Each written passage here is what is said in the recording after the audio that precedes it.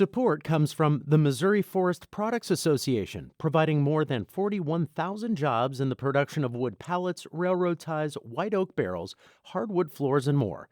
Details at choosewood.com. Welcome to St. Louis on the Air. I'm Don Marsh.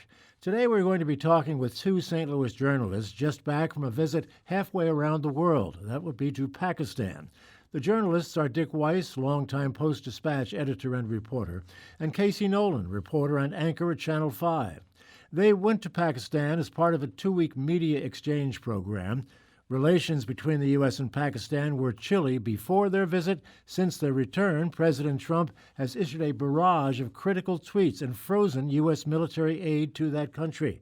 Dick Weiss and Casey Nolan join me in studio. Welcome back, gentlemen, and Happy New Year to you. Thanks. Same to you, Don. Good to be here. Dick, let me start with you. There was a definite chill in relations between our two countries just since your return. What do you make of that? Well, it's Pakistan's a very important country on the world scene, increasingly so recently, and the United States has had warm relations with Pakistan and very cool relations over the years, depending on the sort of the geopolitical situation. And right now, it's probably as distant and dark as it's been for quite a while. We need Pakistan because it is a check. It gives us access to East Asia militarily. But at the same time, we're concerned about how much they're doing about the terrorist situation. And hence the sanctions that have occurred. And Pakistan is coming increasingly under the influence of China. Casey, how were you received? Very well. Kind of almost like celebrities in some parts because people wanted to stop and take selfies with us. We went to a mall, and there are different kinds of malls. Dick and I went shopping in our free time in some places that were, had a little, rubble around our feet, and then other places were nice indoor malls 5 times the size of the Galleria. We went to the food court in the Galleria type mall once, and a man came up to me and said, "Where are you from?" Mm-hmm.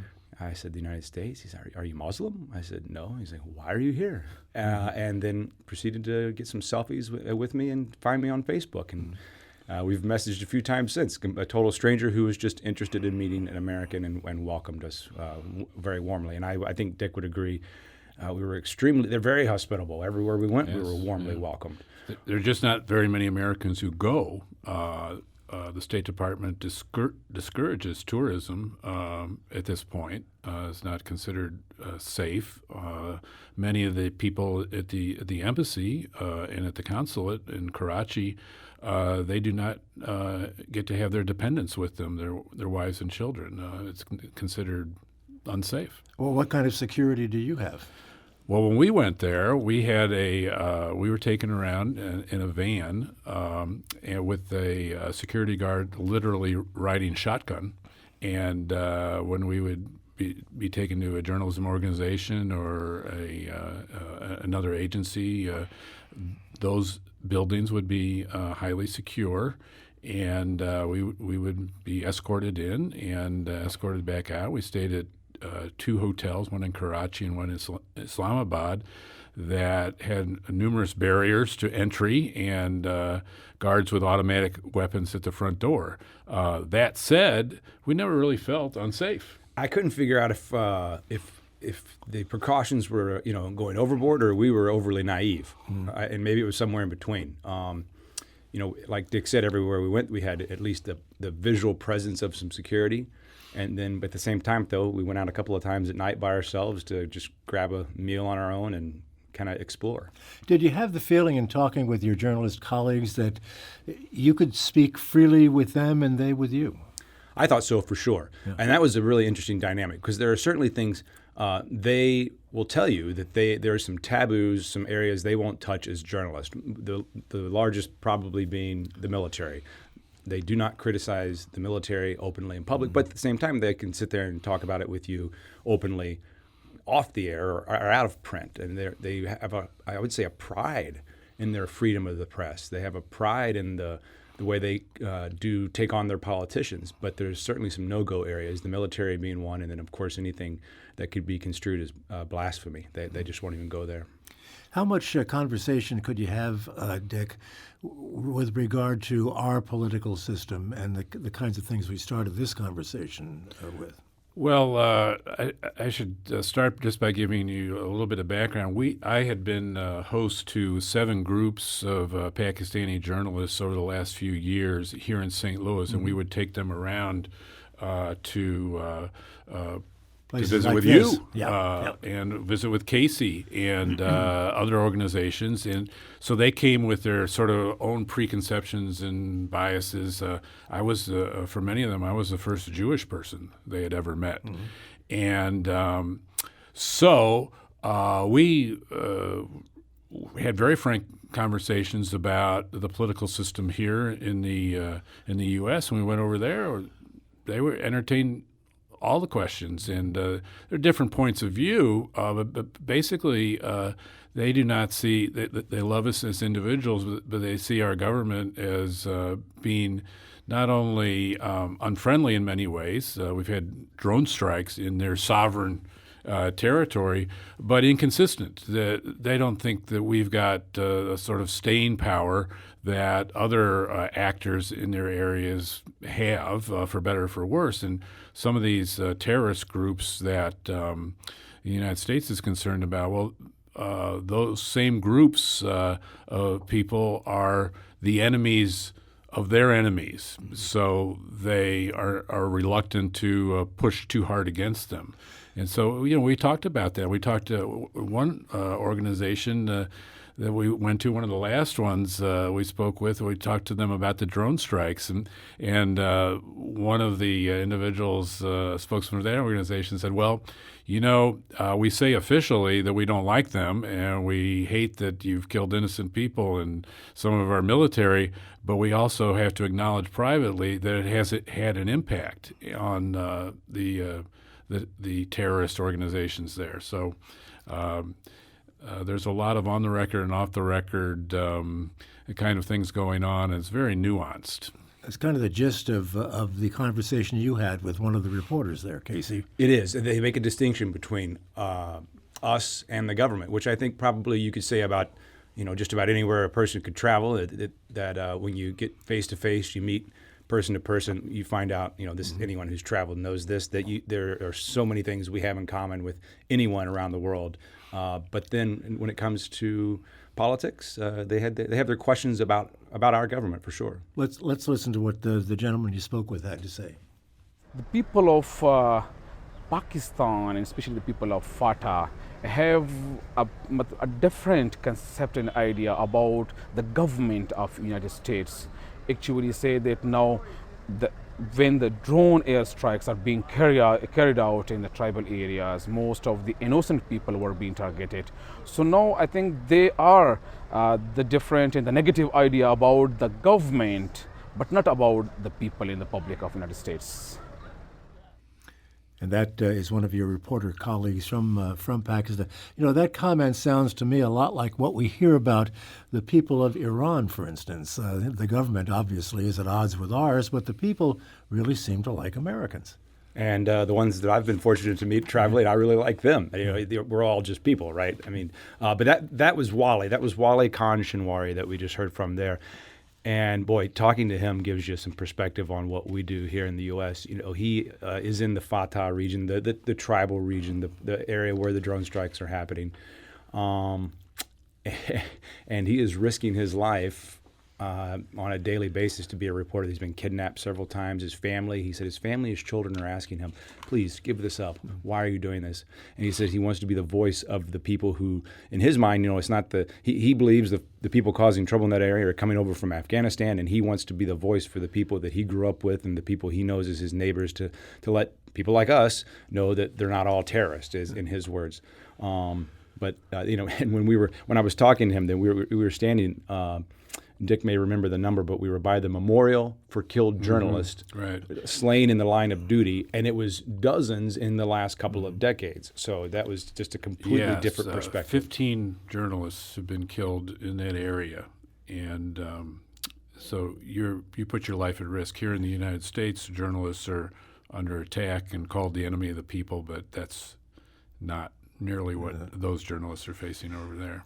Dick, do you have the feeling that they understand our concerns, though, about safe haven? I mean, after all, Osama bin Laden was 30 Exactly. miles from where we were staying. In our Yes, hotel. right under the nose of their military, military, sure. area, and they get it, but they have their own concerns. They are surrounded by what shall we say, unstable areas, and so their immediate concern, of course, just like ours is their own safety, their own security, and they make the alliances as they see fit. That's a first priority, and they don't necessarily align as much with the vision that the United States would have for the world as they do with, they've got India to the south, which is very problematic for them, and they've got a region that they've been fighting with India over for a long time called Kashmir, where there are regularly lives lost and terrorism incidents occurring, and then they've got Afghanistan, which is totally an unstable state. And they've got nuclear weapons. And they got that too, and in the United States, as it's withdrawing support, military and economic support, it leaves a little bit of a vacuum, and so they turn to anybody who will help them. Pakistan was undergoing brownouts several hours at a time in their cities, no power, and the Chinese came and helped them fix that. So that's what we used to do. The Chinese have more influence. That's what we used to do them. when countries needed that we kind of were infrastructure. told in no uncertain terms that we, at least in the opinion of a couple of folks we talked to at this particular think tank who seem to have have the pulse of the country, that we've been replaced by the Chinese when it comes to that sort of thing. The Chinese are dumping in billions of dollars and building out their infrastructure. Not only there, but Africa and other parts of the world as And well. the Chinese aren't going to ask impolite questions about how you're doing with your human rights issues, right? So, sort of no questions asked in terms of their support, and it's all very strategic, and it's how is it that we can keep this country running with so many disparate populations that are difficult to keep under control. We'll talk more about human rights in a moment. I have to take a break. We'll do that now. Talking with local journalists Dick Weiss and Casey Nolan, just back a couple of weeks now from a 2-week visit to Pakistan. We're talking about that visit, and we'll continue the conversation in a moment. This is St. Louis on the Air on St. Louis Public Radio, 90.7 KWMU.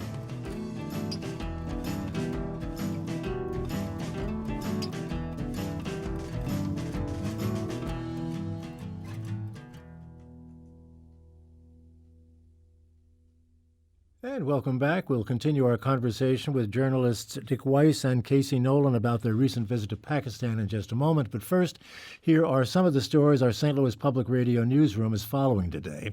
Councilwoman Colleen Wassinger will not run for another term in the St. Louis County Council. Some of the candidates interested in taking her spot include former County Police Chief Tim Fitch. Missouri State Auditor Nicole Galloway is discussing the findings of her office's audit on the timeliness of tax refunds issued by the Missouri Department of Revenue. And Lieutenant Governor Mike Parson says his office will continue to look into potential abuses at state veterans' homes. He initiated an investigation of the Missouri Veterans Home, which resulted in the firing of key administrators. Join St. Louis Public Radio this afternoon for local and regional news and throughout the day at our website at stlpublicradio.org. Now back to our discussion with Casey Nolan and Dick Weiss. I'm going to backtrack just a little bit, Casey, back to the loss of so many journalists in Pakistan. Who's killing them? Well, I guess the same forces that we would want to be fighting in terms of terrorist activity, people who don't like what they've said. We met with the head of one of the prominent newspapers, and speaking of security, when we got out of the bus at his house, there was even more security, and he had relocated within the country because of threats against his life for things he had published and things that he was not backing down from. So non-state actors, I guess, would be the best way to put it. Yeah, I think sometimes it's a little mysterious who's doing what to whom, and some of these killings are never solved.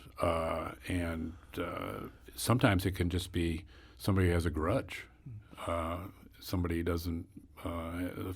Maybe there's a family situation, but it's so it's very hard to solve these crimes, and they occur among so much other mayhem. One of the issues that came up is it's not just terrorism, and it's not just political theater, as it were. There's a problem with crime in general in Pakistan. You can imagine with so much poverty there that people are worried about their security in all kinds of ways.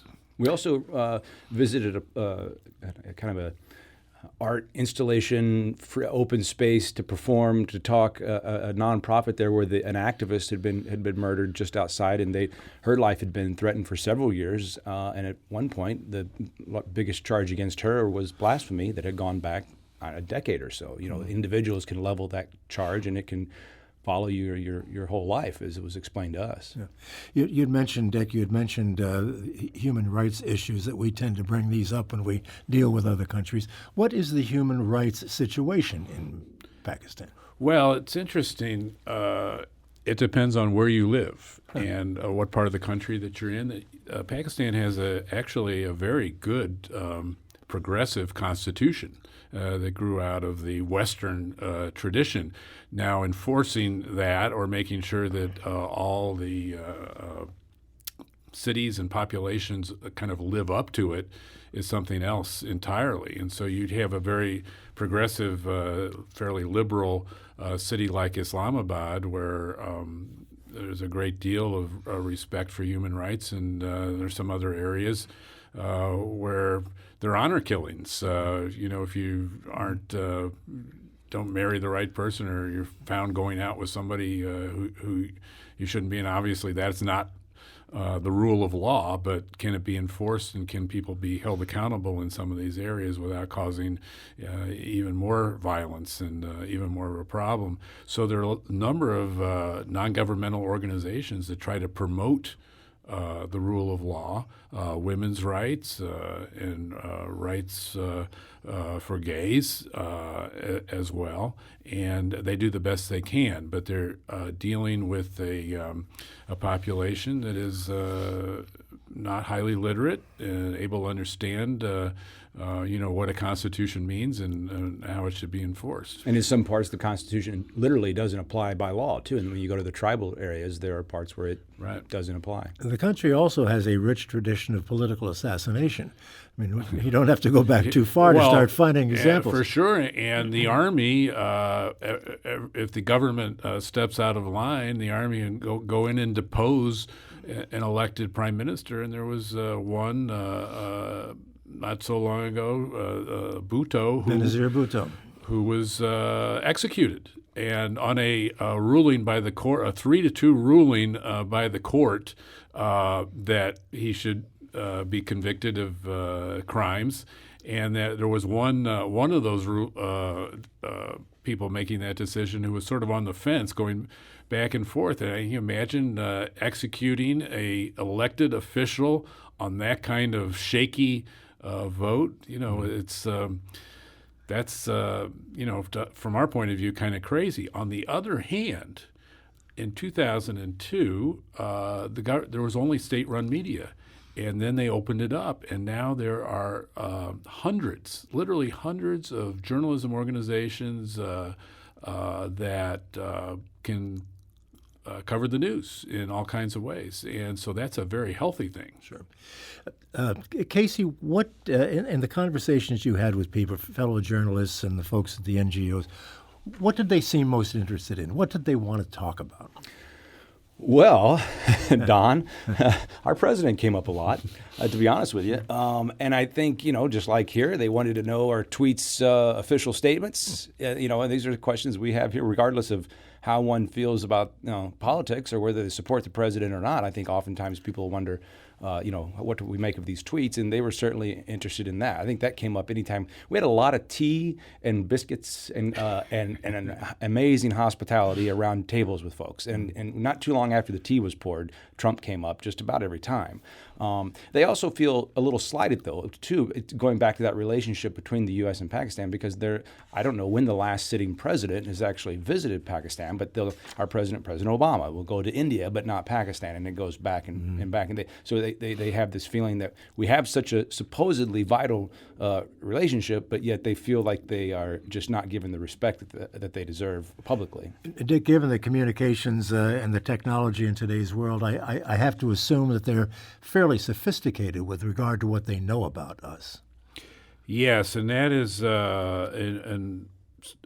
particularly the journalists, they are pretty well educated and very hungry for knowledge. And one of the great things about this program that we were on, which was operated through the University of Oklahoma Gaylord School of Communications, and Joe Foote, who is the Dean Emeritus there, is that they have increasing opportunities to understand the United States and understand learn good journalism practices, and they are trying to employ them in their daily work. The thing that's a little scary, from our point of view, is given the difficulties in our current relationship with Pakistan, are these programs going to bite the dust? Hard to know. The other thing that was concerning for me, talking about these programs, we were talking to people who are training journalists there, and they said they used to always say, when it comes to how journalists should function in society, that we would look to the U.S., and they straight up said, we don't say that anymore. Well, that's discouraging. Yes. I'm sure that they could learn a lot from people like you two gentlemen. What could we learn from them? Anything? Well, speaking of being hungry, I think maybe we could use a little more teeth in our journalism. I think they kind of stood up and held us accountable and wanting to asking us some hard questions that sometimes we as local journalists think, well, we don't cover that. We're local. And I left there wondering, why don't we? Why isn't there more political analysis or holding our own state elected officials accountable at the local level? A lot of things we have to cover locally. You mentioned the county council race that's going to be coming up. I mean, our plate is full when it comes to things to cover here locally, but they certainly have a hunger for national politics there that I think most local organizations in the U.S. don't. We leave it to the national news organizations to do that. What do you think, Dick? Yeah, I think we're in the Midwest. We're surrounded by, more or less friendly territory, and don't feel as connected with the rest of the world as people in Pakistan do. I mean, they are looking at what's going on all over the place, and we tend to be very, in a way, provincial. And what's going on in Pakistan is really actually very important to us. And, your program is great in the sense of you get that, and you will have us on the air to talk about it and to make these points. But a lot of journalism is not internationally based, and we suffer from that. We suffer from that provincialism. Yeah, people around the world know a lot more about us and what we do than we know about them. I've got a caller here. Our time is winding down, but Neil was good enough to give us a call. He has a question, I believe. Let's bring him in. He's calling from Creve Coeur. Go ahead, Neil. Yeah, hi. Do you see minorities there, like Hindus and Christians, like the Hindu women in saris, and are they treated well? And also, is Karachi and Lahore, is that as liberal as Islamabad? Well, Karachi is not as liberal as Islamabad. Islamabad was described as a kind of a little island of unreality. It's a more international city, perhaps. Karachi is huge. It's 28 million people. They don't have potable water for anyone. They're everyday folks drink bottled water or boil their water, and they have amazing traffic that it's hard to comprehend. As far as the minority population, about 97% Muslim. As it was explained to me, there are some Hindus who have converted to Christianity and to try to get out of a caste system and whatnot. And is in terms of how they're treated, according to a friend of ours who had spent some time in St. Louis and is a local there, working journalist. No, they're not treated very well, and they don't live in very good conditions. They do have special cards that allow them to buy alcohol in a country where it's illegal. So that gives them some interaction with locals on a black market level, if you could say that. That's something you looked into upon arrival. Don and I like to explore all avenues of culture. Right. Any final thoughts you want to leave us with, gentlemen? I'll start with you, Dick, because your takeaway from this experience. Well, I think you just begin to appreciate what a complicated world it is, and that there are so many nuances in terms of approaching Pakistan that need to be taken into account. And there really isn't a very clear picture, where you can come up with kind of a win-win solution for all these issues, terrorism or economic development or whatever. And as you look at the Israeli-Palestinian situation, what's going on in Pakistan is just as intractable as that one is. And so I think it's important to tread lightly and to also study up and understand all the pressures that exist in that society, so that we can come to a better place.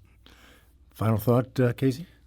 It just didn't look like I thought it would because I watched too much Homeland. It's on one hand there are definitely some rural areas that we didn't get to and other issues that might kind of line up with a Homeland-like scenario, but otherwise it was much more sophisticated and extremely welcoming. How can you use what you've learned through this experience here in your job here? Well, going back to that universal theme, perhaps don't judge just by those broad brushstrokes that you kind of get from from not knowing, from not being there, and know that when you do get up face to face with someone, no matter how different you might think you are, there are some universal similarities. Yeah. Well, gentlemen, thank you so much for being with us, and glad to see you back safe and sound, coming from a dangerous part of the world. Casey Nolan and Dick Weiss, thank you so much. We'll see you again soon. Thanks for having us. Thanks, Don. This is St. Louis on the Air on St. Louis Public Radio, 90.7 KWMU.